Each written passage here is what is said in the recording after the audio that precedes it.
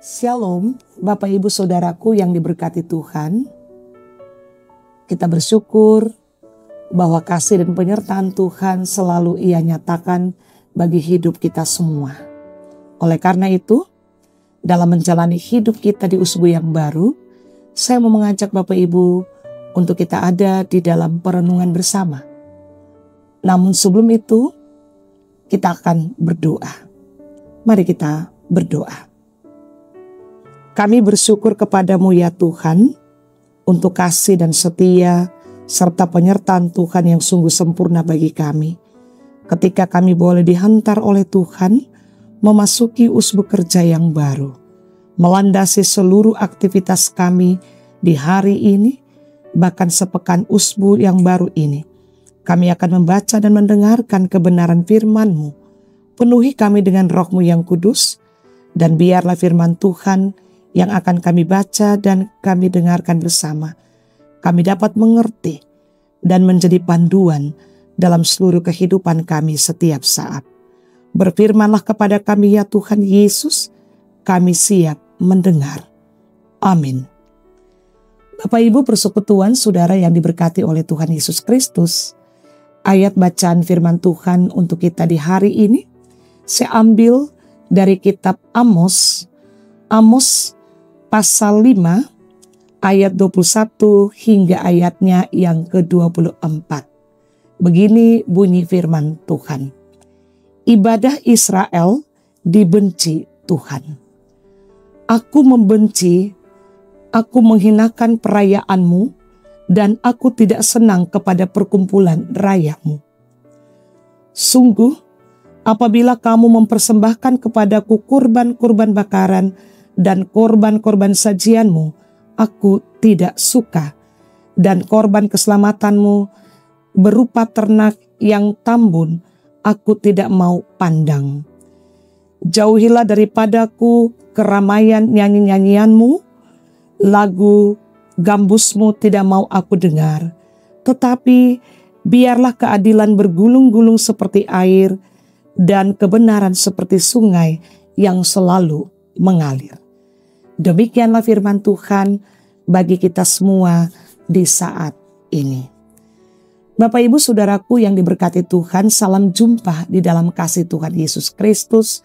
Kita bersyukur bahwa penyertaan Tuhan sungguh sempurna bagi Bapak Ibu dan saya ketika kita boleh melangkah memasuki bulan yang baru, di bulan November, teristimewa di usbu yang baru.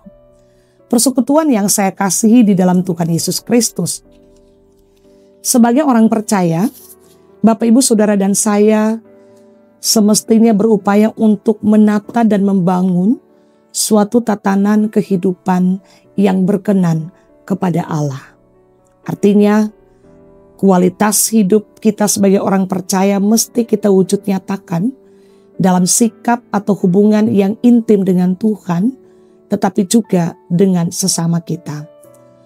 Teristimewa ketika kita ada di dalam hubungan yang intim melalui doa kepada Tuhan atau dalam ibadah-ibadah yang kita lakukan kepada Tuhan. Janganlah ibadah-ibadah itu hanya bersifat formalitas atau rutinitas. Tetapi bagaimana Bapak Ibu dan saya bisa membangun suatu tatanan hidup yang berkenan di hadapan Tuhan ketika kita beribadah kepada Allah. Maka ibadah yang kita lakukan itu mesti bernilai kekudusan, kesucian. Artinya tidak menggunakan topeng. Perayaan ibadah atau ibadah yang kita lakukan bukan menunjukkan bahwa kita menjadi orang-orang yang tulus atau orang-orang yang suci. Tetapi bagaimana Bapak Ibu dan saya bisa membangun dan menata hidup dalam ibadah itu yang murni, yang tulus, yang tetap senantiasa ada di dalam kekudusan. Bapak Ibu Saudaraku yang diberkati Tuhan, menjadi pertanyaan kritis bagi Bapak Ibu dan saya.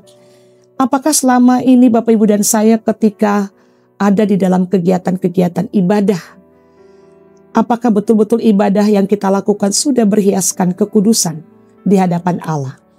Saya mengajak Bapak Ibu kita melihat teks firman Tuhan yang kita baca tadi bersama dari kitab Amos pasal 5 ayat 21 sampai ayatnya yang ke-24. Menarik di sini bahwa ada beberapa poin penting yang Amos mau tekankan, bahwa yang pertama, Allah mengatakan dalam teks tadi bahwa Allah membenci, Allah muak, Allah menghinakan perayaan-perayaan yang dilakukan oleh Israel. Bahkan Allah katakan korban persembahan yang diberikan secara besar-besaran Allah tidak suka, Allah tidak mau melihat, Allah tidak mau pandang itu. Mengapa? Sebab konteks pada masa itu Israel dengan rutinitas ibadah yang mereka lakukan justru berselimutkan kepalsuan, kemunafikan, ketidakadilan, bahkan ketidakbenaran yang ada, yang senantiasa dibarengi dengan ibadah-ibadah yang mereka lakukan kepada Allah. Yang kedua, teks ini juga menggambarkan bahwa Allah mengharapkan ada suatu pemulihan hidup. Artinya relasi dengan Allah, tetapi juga relasi dengan sesama mesti diwujud nyatakan dalam suatu tatanan keadilan, kejujuran. Mengapa? Karena Israel senantiasa melakukan yang terbaik, memuji, memuja Allah. Israel melakukan dan memberikan persembahan-persembahan kepada Allah, namun justru berselimutkan suatu kemunafikan yang mendatangkan dosa. Karena itu ayat 21 tadi dikatakan, aku membenci, aku menghinakan perayaanmu, dan aku tidak senang kepada perkumpulan rayamu. Artinya, apa yang dilakukan Israel hanyalah bersifat rutinitas, formalitas, tetapi tidak pernah mengandung kekudusan dan ketulusan. Oleh karena itu Bapak Ibu persekutuan yang saya kasih di dalam Tuhan Yesus Kristus, ibadah yang dilakukan oleh Israel adalah ibadah yang dibenci oleh Tuhan. Mengapa? Ibadah yang mereka lakukan hanyalah sebagai formalitas belaka, tetapi tidak ada suatu pemulihan, tidak ada suatu pembaharuan, tidak ada suatu pertobatan yang digambarkan dalam konteks kitab Amos pasal 5 ayat 21 sampai 24. Nah, di tengah-tengah konteks Israel pada masa itu, ayat 24 dikatakan, tetapi biarlah keadilan bergulung-gulung seperti air dan kebenaran seperti sungai yang selalu mengalir. Menjadi catatan penting bagi Israel bahwa Allah mengharapkan Israel bisa mempertahankan dan melakukan keadilan. Israel bisa mempertahankan dan mewujudkan kebenaran itu dalam peribadahan mereka dan bukan suatu peribadahan yang berselimutkan kemunafikan. Oleh karena itu Bapak Ibu persekutuan yang diberkati Tuhan Yesus Kristus, menjadi pertanyaan reflektif bagi Bapak Ibu Saudara dan saya dalam menjalani hidup sampai ke tepian waktu ini. Apakah Bapak Ibu dan saya ketika mengikuti ibadah-ibadah, baik ibadah di gereja, ibadah-ibadah sektor pelayanan ataupun ibadah-ibadah apa saja, apakah ibadah yang kita lakukan itu hanya bersifat formalitas? Apakah ibadah yang kita lakukan itu hanya mau menunjukkan kepada orang lain bahwa Bapak Ibu dan saya adalah setia dan selalu rajin beribadah? Apa makna ibadah yang kita lakukan kalau berselimutkan suatu kemunafikan? Sebab ketika kita beribadah kepada Tuhan, kita akan menjaga dan membangun hubungan yang intim dengan Tuhan, tetapi juga membangun hubungan yang baik dengan sesama. Ketaatan kita kepada Allah bukan bersifat rutinitas, bukan hanya ketaatan itu ditunjukkan di dalam gereja, tetapi bagaimana Bapak Ibu dan saya menjadi orang-orang yang taat kepada Tuhan dalam ibadah yang kita lakukan, tetapi ada pemulihan di sana, ada pembaharuan hidup, ada perubahan, untuk betul-betul ibadah yang Bapak Ibu dan saya lakukan senantiasa mengandung kekudusan, kesucian dan ketulusan. Tindakan-tindakan yang kita lakukan mesti adil. Apa yang kita lakukan mesti tetap mengandung nilai kebenaran, kejujuran seperti yang digambarkan dalam teks Amos. Sebab apapun yang kita lakukan kalau tidak berhiaskan kekudusan, kebenaran dan kejujuran, maka segala yang kita lakukan dalam bentuk peribadahan itu dibenci oleh Tuhan. Oleh karena itu Bapak Ibu persekutuan yang saya kasihi di dalam Tuhan Yesus Kristus, kita belajar dari konteks kitab Amos saat ini. Ketika Allah muak terhadap perayaan-perayaan Israel, bukan berarti Allah membenci ibadah mereka, tetapi bagaimana ibadah yang mereka lakukan itu membawa dampak positif, ada pembaharuan di sana. Dan firman Tuhan itu juga bagi Bapak Ibu dan saya. Mari Bapak Ibu dan saya kita belajar untuk menata kualitas hidup kita, yang berkenan kepada Allah.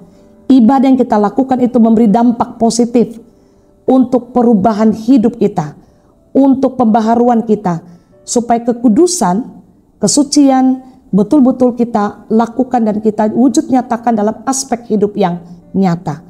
Dan yang menarik juga di sini adalah Bapak Ibu yang diberkati Tuhan, bagaimana Bapak Ibu dan saya bisa melakukan suatu tindakan yang nyata dengan tetap mempertahankan kebenaran dan keadilan itu. Mengapa? Karena konteks dunia sekarang belum bisa menjamin suatu kebenaran dan keadilan. Kebenaran bisa dibeli dengan uang. Kebenaran bisa juga ditukar dengan suatu posisi atau jabatan untuk suatu kenyamanan hidup, kenyamanan diri atau zona nyaman kita. Oleh karena itu firman Tuhan ini juga memberikan pencerahan pikiran bagi Bapak Ibu dan saya, bagaimana kita tetap menerapkan hidup dalam takut akan Allah dengan tetap mewujud nyatakan kasih, kebenaran, dan keadilan. Mengapa? Karena konteks kitab Amos pasal 5 ayat 21 sampai 24 memperlihatkan terjadi penindasan, pemerasan kepada orang-orang lemah. Bagaimana Bapak Ibu dan saya bisa memperjuangkan kebenaran dan keadilan itu dengan ibadah secara formalitas? Firman Tuhan mengajak Bapak Ibu dan saya, mari kita menata hidup kita ke depan. Kita berdoa supaya kehidupan kita senantiasa berhiaskan kebenaran, keadilan, dan kejujuran. Dan firman Tuhan juga mengajak Bapak Ibu dan saya untuk tetap menata hidup ke depan, membangun hubungan yang intim dengan Tuhan, membangun hubungan yang baik dengan sesama, tetapi tetap memperhatikan kebenaran, keadilan, dan kejujuran. Dan ibadah yang kita lakukan janganlah bersifat formalitas untuk menunjukkan kesucian kita, tetapi kita justru dibarengi dengan setiap kebohongan yang ada. Firman Tuhan senantiasa memberikan pencerahan pikiran bagi Bapak Ibu dan saya untuk tetap membangun hubungan yang intim dengan Tuhan dalam kekudusan, dalam ketaatan, dalam lewat seluruh aspek hidup kita yang nyata, supaya ibadah yang kita lakukan betul-betul ibadah yang tulus, ibadah yang murni, yang kita wujud nyatakan dalam kehidupan bersama, dalam kehidupan bergereja berjemaat, tetapi juga bermasyarakat, supaya melalui ibadah dan doa-doa kita kepada Allah, semua orang bisa diselamatkan dan menerapkan hidup di dalam kekudusan, ketaatan, dengan terus memperjuangkan kebenaran dan keadilan. Selamat memasuki usbuk kerja yang baru. Firman Tuhan memberikan kekuatan bagi Bapak Ibu Saudara dan saya untuk tetap menjadi orang-orang yang taat, orang-orang yang setia beribadah, tetapi kita tetap bisa mampu mengaplikasikan ibadah itu dalam kehidupan kita setiap saat. Tuhan Yesus memberkati kita semua. Amin. Bapak Ibu persekutuan yang diberkati oleh Tuhan Yesus Kristus, mari kita bersatu di dalam doa. Kita berdoa. Kami bersyukur kepadamu ya Allah, ya Tuhan kami, untuk kasih dan setia Tuhan, ketika Tuhan telah menghentar kami memasuki usbuk kerja yang baru, dengan setiap tugas tanggung jawab pekerjaan dan pelayanan yang Tuhan percayakan bagi kami semua. Kami percaya dalam menata dan membangun kehidupan kami tetap membutuhkan pertolongan Tuhan untuk seluruh kehidupan kami. Dan biarlah dalam memasuki usbuk kerja yang baru, bersama Tuhan kami akan terus menata, melangkah hidup kami, dan tetap meminta Tuhan selalu ada bersama kami. Kami berdoa bagi kehidupan semua kami yang ada. Kami berdoa bagi semua orang. Kami berdoa untuk semua yang kami gumuli. Tuhan memberkati kami semua dalam kehidupan berbangsa dan bernegara. Tuhan berkati para pemimpin bangsa dan negara kami, baik di tingkat pusat, pelosok, sampai ke daerah sekalipun. Teristimewa dalam lingkup Provinsi Papua Selatan, Tuhan memberkati gubernur, wakil gubernur dengan seluruh jajarannya, bahkan setiap program-program yang sudah disepakati bersama. Dalam lingkup kabupaten kami berdoa untuk Bapak Bupati, Wakil Bupati dengan seluruh jajarannya, bahkan setiap program-program pelayanan yang sudah disepakati bersama. Biarlah hikmat Allah senantiasa menuntun dan memberkati kehidupan para pemimpin kami, supaya dalam setiap gerak, dalam setiap pekerjaan dan pelayanan mereka tetap melakukan itu karena Tuhan selalu ada bersama dengan kehidupan mereka. Kami juga berdoa menyerahkan semua kehidupan kami sebagai orang-orang yang percaya kepada Tuhan. Kami berdoa biarlah Tuhan tolong kami, teristimewa kebenaran firman-Mu yang telah kami baca dan dengar bersama. Renungan di pagi ini memberikan inspirasi bagi kami, baik kami sebagai warga gereja, bahkan kami sebagai warga masyarakat. Kami tetap mampu menunjukkan jati diri kami sebagai orang-orang yang taat dan setia, beribadah kepada Tuhan dalam ketulusan dan kekudusan, sehingga kami mampu memperjuangkan kebenaran dan keadilan, mempertahankan kebenaran dan keadilan di setiap aspek kehidupan kami yang nyata. Kami juga berdoa bagi semua orang yang menderita karena sakit dan membutuhkan pemulihan, orang-orang yang bersusah, orang-orang yang mengalami tekanan dan penindasan di mana saja mereka berada. Kami percaya jamahan tangan Tuhan tetap memulihkan mereka semua. Ya Allah, ya Tuhan kami juga berdoa menyerahkan kehidupan orang-orang yang mengalami situasi-situasi yang terpuruk. Biarlah Tuhan mengangkat mereka, memberikan kepada mereka kekuatan dan pengharapan, supaya dalam menjalani hidup ke depan, mereka percaya bahwa Tuhan senantiasa ada bersama dengan kehidupan mereka. Ya Allah, ya Tuhan kami terima kasih. Seluruh kehidupan kami bawa kepada Tuhan. Kami percaya di setiap kami melangkah, di setiap kami bekerja, dan di setiap kami melayani, kuasa dan kasih setia Tuhan menaungi kehidupan kami semua.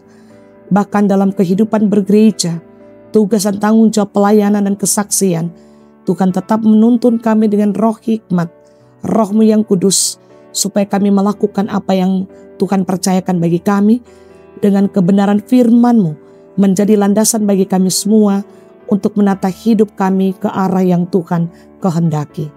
Terima kasih ya Allah, ya Tuhan kami akan terus melangkah ke depan, menata hidup kami ke depan, dan bersama Tuhan kami percaya semua yang kami jalani Tuhan pasti menolong dan menuntun kami semua. Terima kasih ya Allah, ya Tuhan kami. Inilah doa kami Bapa. Ini syukur kami kepadamu Tuhan. Ampuni segala dosa dan salah kami Bapa. Dengarlah doa kami. Hanya di dalam nama Tuhan Yesus Kristus kami berdoa dan bersyukur serta memohon berkat dari Allah. Kasih karunia dan damai sejahtera dari Allah Bapa, dari Tuhan Yesus, dengan tuntunan kuasa Roh Allah yang kudus, menyertai memberkati kami semua yang mengikuti acara perenungan harian Kristen di saat ini, memberkati semua yang telah kami doakan saat ini, terus kekal selama-lamanya. Amin.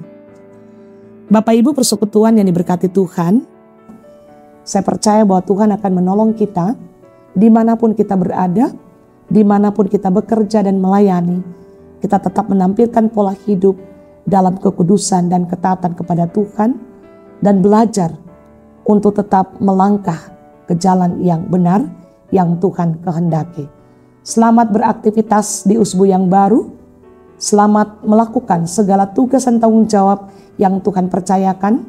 Tuhan Yesus memberkati kita semua. Shalom.